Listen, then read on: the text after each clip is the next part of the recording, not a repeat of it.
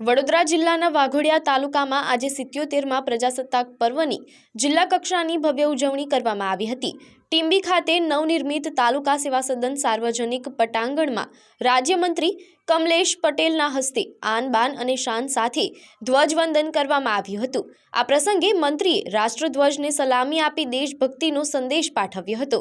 પોતાના ઉદ્બોધનમાં રાજ્યમંત્રીએ જણાવ્યું હતું કે ભાવિ પેઢી દેશના સાંસ્કૃતિક અને ઐતિહાસિક વારસાને ઓળખે અને તેનું જતન કરે તે અનિવાર્ય છે।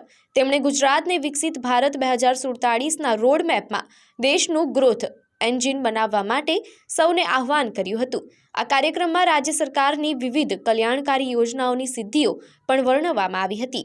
દેશભક્તિના ગીતો અને સાંસ્કૃતિક કાર્યક્રમોથી આખું ટીંબી રાષ્ટ્રપ્રેમમાં રંગાઈ ગયું હતું।